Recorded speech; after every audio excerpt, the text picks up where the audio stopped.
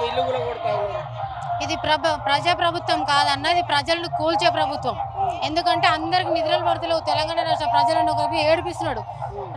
తెలంగాణ ఆడపడుచులను ఏడిపించినోడికి పుట్టగతులు ఉండవు అనేది చరిత్రనే చెప్తుంది కదా. ఇంకెంతగానో అసలు ఈ తెలంగాణ రాష్ట్రంలో ముఖ్యమంత్రిని తిట్టినని తిట్లు వేరే ముఖ్యమంత్రిని ఎవరైనా తిట్టిందా? తెలంగాణ రాష్ట్ర ప్రజలు ఎందుకు ఇన్ని తిట్లు పడుతున్నావు?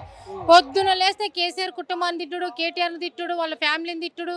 నీ వాళ్ళని తిట్టడానికే నువ్వు అధికారంలోకి వచ్చినావా, లేకపోతే తెలంగాణ రాష్ట్రంలో ఉన్న ప్రజలను ఉద్ధరించడానికి వచ్చినావా? కొంపలు కూల్స్తే ముఖ్యమంత్రిగా పేరు తెచ్చుకున్నావు. ఎందుకు నువ్వు ఇంకా 2.5 సంవత్సరాలు నువ్వు ఉండి ఏం చేస్తావు? 10 సంవత్సరాలు ఉంటాడు. 10 సంవత్సరాల ఇంకొక 2.5 సంవత్సరాలు నిద్రపో, తృప్తిగా కుర్చీని కాపాడుకో సాలది. ఇంకా 10 సంవత్సరాల తర్వాత జనాలు అక్కడ కేసీఆర్ అన్న నువ్వు రావాలని గోరాడుతున్నారు.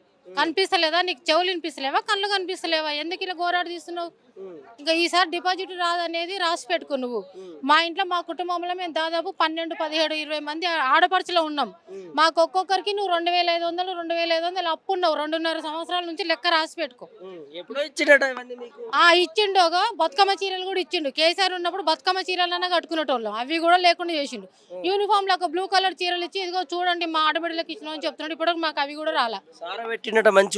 ఎవరికి పెట్టిండు సార్? మీ ఇంటి ఆడపడుచులకు ఏమన్నా పెట్టుకున్నావేమో, మాకు పెట్టలేదు నువ్వు సారా. ఏడుస్తున్నాం మేము ఆడపడుచులు. ఉంది. మహిళలు అంటే గౌరవం ఉన్నందుకే నాది మామ్నార్ జిల్లా. మీ జిల్లా అని చెప్పుకోవడానికి మేము సిగ్గుపడుతున్నాం.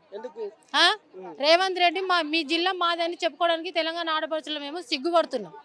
అట్లా తెచ్చుకున్నావు, మంచి పేరు తెచ్చుకున్నావు. తెలంగాణ మామ్నార్ జిల్లా ముఖ్యమంత్రి ఈ రకంగా మంచి పాలన చేస్తున్నాడు, మీ ముఖ్యమంత్రి అని మమ్మల్ని జనాలు బూతులు తిడుతున్నారు. మేము గెలిపించుకుని మిమ్మల్ని తప్పు చేసినామని.